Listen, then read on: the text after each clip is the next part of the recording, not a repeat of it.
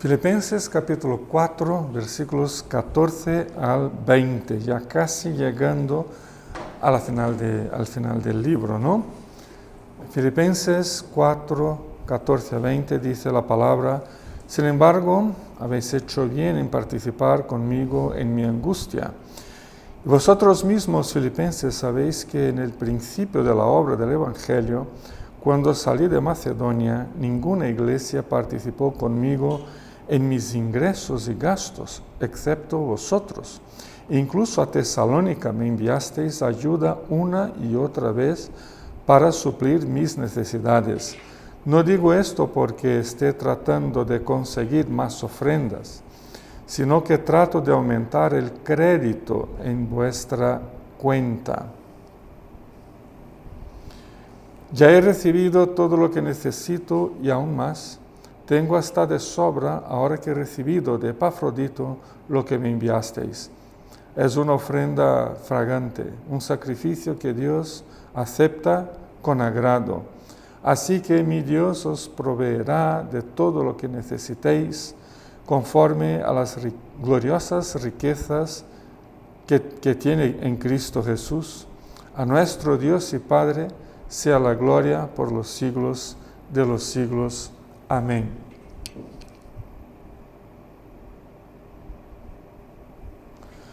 Dar, recibir y la obra de Dios. Ese sería el tema que tenemos.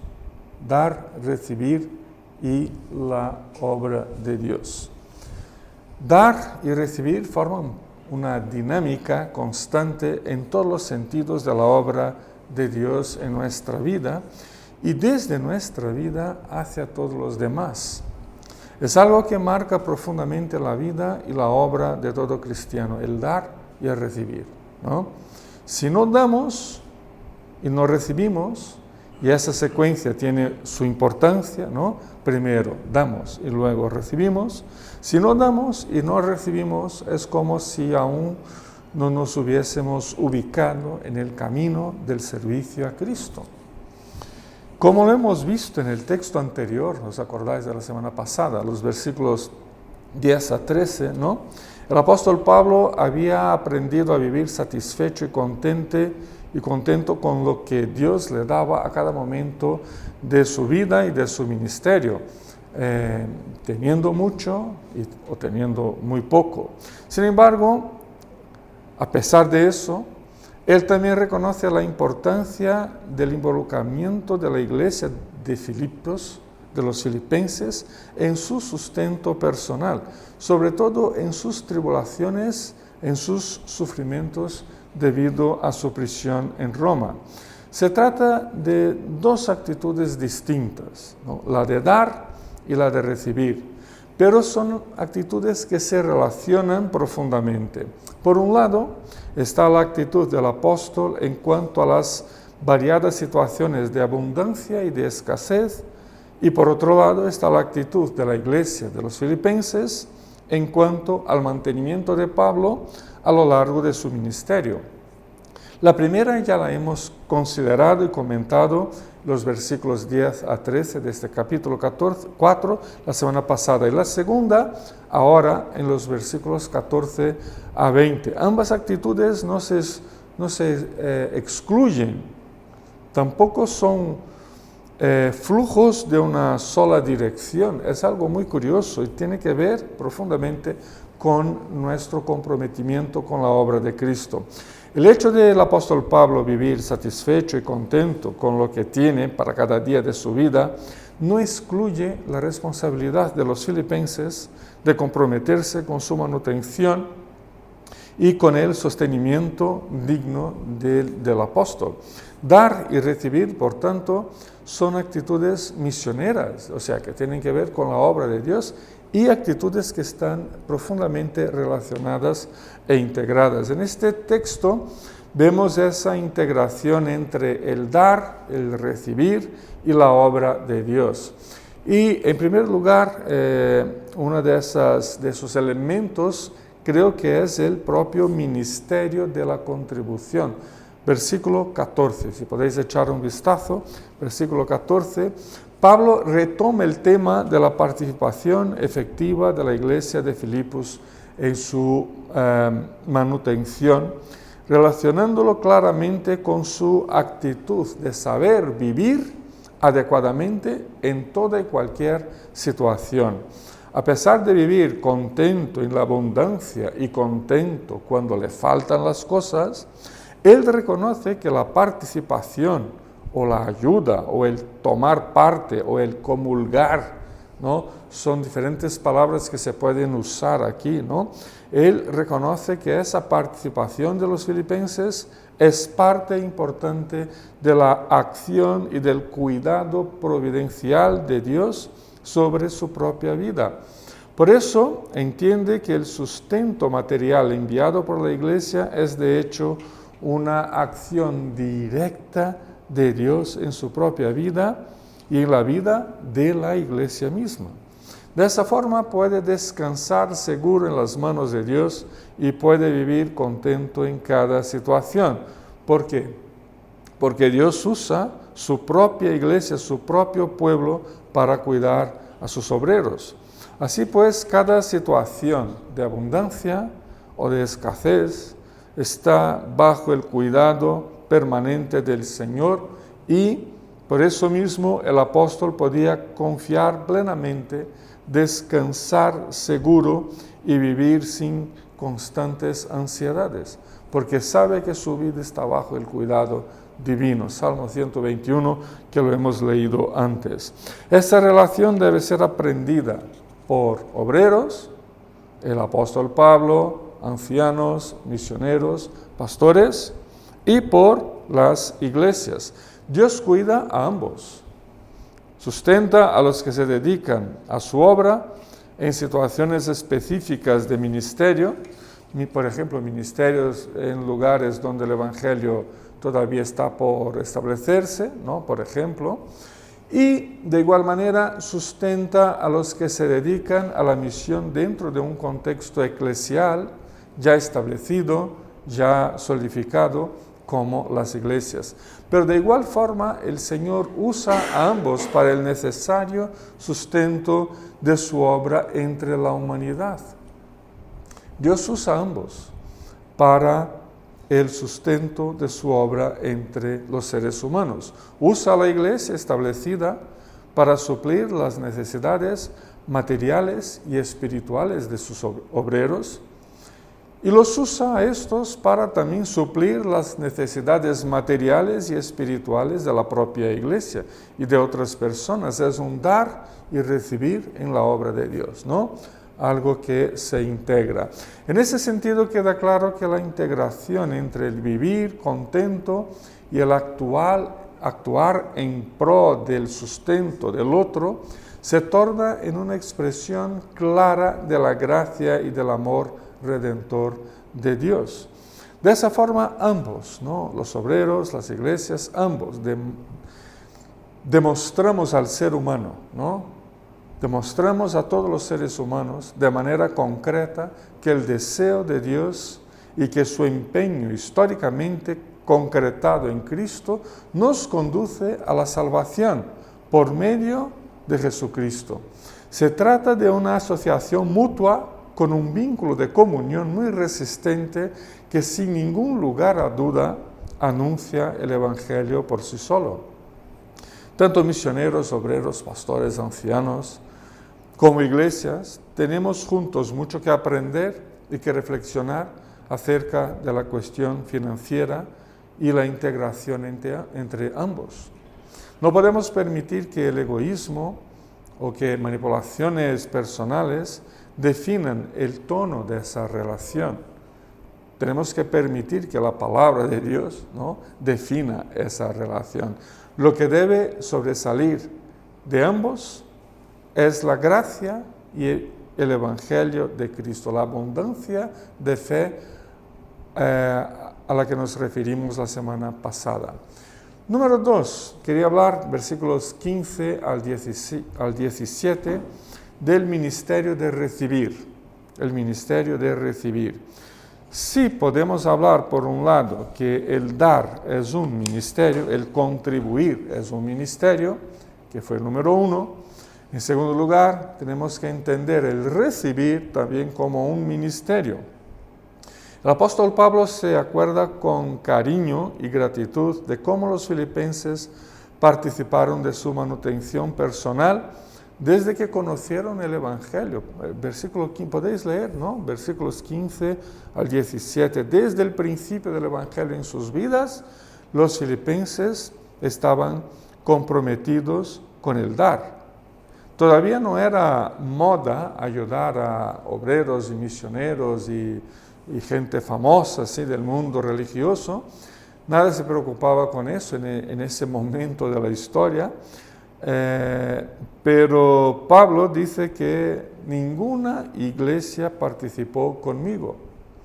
O sea, reconociendo que los filipenses sí manifestaron la gracia de Dios en sus vidas al asociarse al ministerio de Pablo, conscientes de que por medio de esa participación tanto daría como recibiría.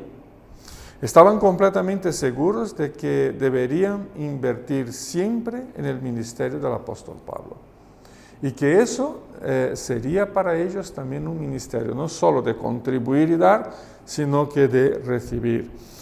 De su parte, Pablo tenía claro que como los filipenses también a la vez recibía él y contribuía. Él recibía las ofrendas que venían de Filipos, pero él también tenía muy claro que contribuía, que daba.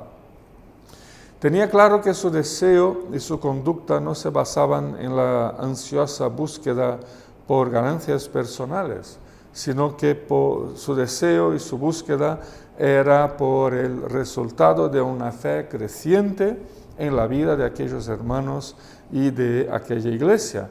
Para Pablo el apóstol, los donativos de los filipenses obviamente servían al alivio de sus necesidades materiales, sobre todo en la prisión donde estaba en Roma, pero servían igualmente para edificar la fe de la iglesia, ¿no? Y aumentar su comprensión de la gracia de Dios y del compromiso con la obra del Señor en el mundo. Es muy importante que cada uno, ¿no?, seamos misioneros o iglesia, cada uno de nosotros podamos comprender a la vez incluso esa dimensión de la gracia y obra de Dios y del Señor Jesús. Dar y recibir son dimensiones indivisibles en la experiencia de fe y en la obra de Dios en este mundo. Al dar y al recibir, vivimos la misión de Dios. El contenido material y financiero del dar y recibir de forma continuada y mutua se convierte en una expresión de gracia y de misión y nos ayuda a todos a luchar contra el pecado, contra la, entre comillas, antigracia, antimisión, que muchas veces está ahí embutida en el deseo de buscar ansiosamente ganancias, donativos, y más que hablando de dinero, buscar una ganancia a veces del egoísmo personal, ¿no?, de uno. En el contexto de la obra de Dios,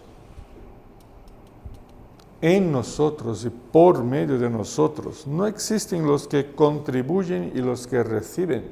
Más bien, según el concepto del apóstol Pablo, todos damos, todos recibimos a la vez.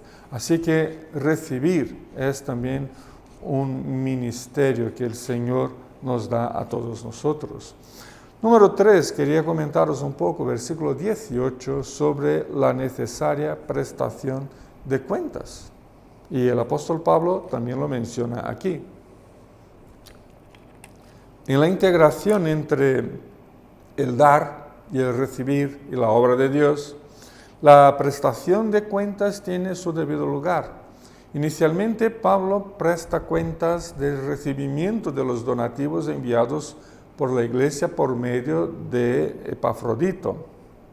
¿Os acordáis de la historia de Epafrodito, no? La hemos estudiado en el capítulo 2 de Filipenses, versículos 25 a 30. Pablo confirma por 2 veces aquí que había recibido todo lo que la iglesia le había enviado, todo. Estaba todo bien, había recibido todo. Reconocía el apóstol la importancia de prestar un informe, no únicamente de sus actividades ministeriales y misioneras, como lo hizo en Hechos capítulo 14, 26, 27, sino también un informe de lo que había recibido, de sus donativos. Otra dimensión mencionada por Pablo es la del reconocimiento de que había recibido más de lo suficiente y que tenía abundancia de todo. Reconoce que con los donativos de los filipenses estaba ampliamente suplido en su prisión en Roma. Es muy instructiva para la relación de obreros con las iglesias colaboradoras, la manera como el apóstol se relaciona con los bienes enviados por los filipenses, afirmando que tenía más de lo que necesitaba, que había dejado la situación o el estado de contento con la escasez y ahora, cuando le llega esta ofrenda, contento con la abundancia. Él sabía vivir en toda y cualquier situación. No camufló Pablo ese dato. Tampoco ha dado a entender que les estaba agradecidos por la ofrenda, pero que necesitaba más, ¿no? Su sentimiento de simplicidad, de contentamiento, de gratitud, ha sido verdadero, sincero, ¿no? Real. Sabía que aquellos donativos le habían sido dados por Dios por medio de hermanos pobres, muchos esclavos que casi no tenían nada. Y de igual manera, personas que luchaban por su propia supervivencia cada día. Por tanto, estos sentimientos de simplicidad, de contentamiento y de gratitud han sido sinceros tanto en la vida de Pablo como en la vida de los hermanos de Filipos. Por fin el apóstol reconoce que los donativos eran un reflejo de la gracia, de la obra de Dios en su propia vida y en la vida de los filipenses. Se trataba de una ofrenda fragante, ¿no? Conforme las palabras del apóstol, ¿no? Un sacrificio que Dios acepta con agrado. Sabía muy bien que Dios no lo desampararía en la prisión, tampoco desampararía a los hermanos de Filipos en sus luchas cotidianas. La gracia les estaba abierta a ambos, a Pablo en la prisión y a los filipenses en sus luchas cotidianas.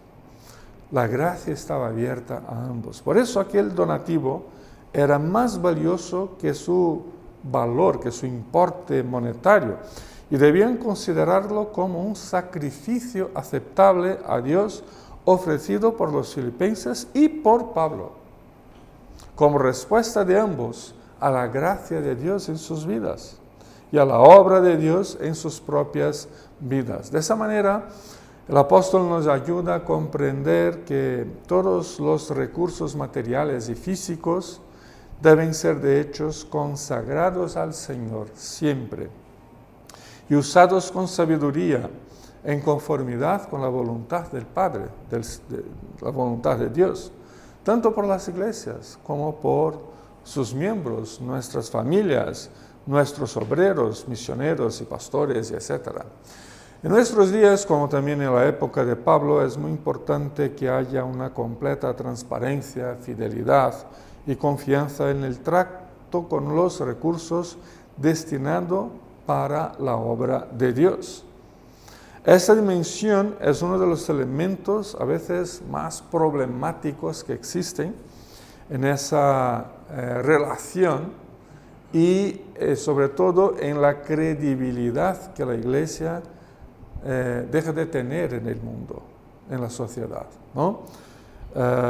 Esa credibilidad que compromete al fin y al cabo el mensaje del Evangelio en el mundo. Por tanto, la prestación de cuentas como los correctos sentimientos e intenciones son elementos fundamentales en esa integración entre dar, recibir y la obra del Señor. Por último, versículos 19 y 20, os quería hablar sobre el suministro de Dios. Frecuentemente leemos este versículo desde nuestros propios intereses personales, ¿no? Sobre todo intereses económicos, ¿no?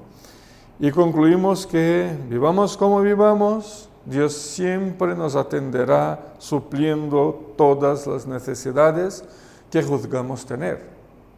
E incluso cumplirá con nuestros más extraños que sean, pero nuestros sueños de consumos a veces más egoístas y mezquinos que podamos tener. Este versículo final es una especie de amuleto, como lo era también el versículo 13 que lo hemos comentado la semana pasada, ¿no?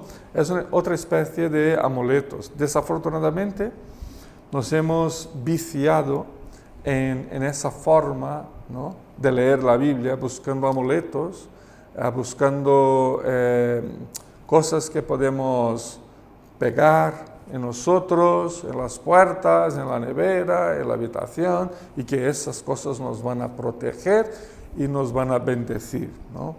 Son sus supersticiones que tenemos a veces como cristianos, ¿no?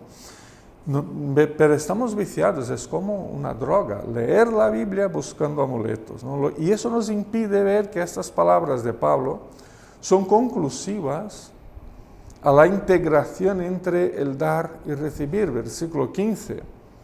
Entre el dar y el recibir de la gracia y de la obra de Dios en nuestras vidas, conforme él mismo lo acabara de mostrar desde el versículo 10, ¿no?, en todo este texto. De hecho, Dios suplirá completamente todas las necesidades de los hermanos de la iglesia de Filipos. Eso es lo que Pablo está diciendo. Porque desde su propia precariedad económica y financiera se dispusieron a suplir las necesidades de Pablo como respuesta a la gracia de Dios en sus propias vidas. Es de eso que habla el apóstol Pablo.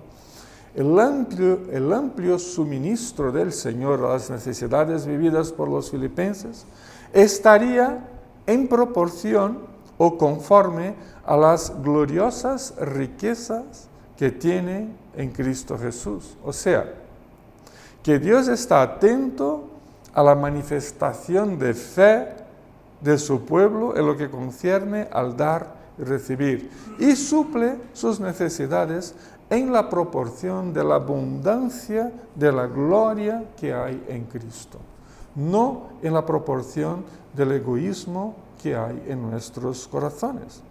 De hecho, eso no significa necesariamente que el abundante suministro de Dios deba ser siempre medido por criterios económicos y financieros,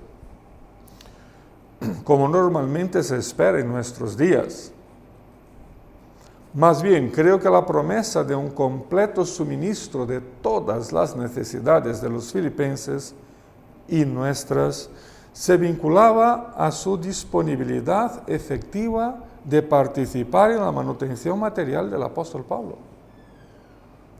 En otras palabras, eso quiere decir que Dios nos suple a medida en que nosotros somos usados para suplir a los demás en el ejercicio de sus más diferentes ministerios, con nuestro tiempo, con nuestros talentos, con nuestros recursos, con nuestra vida.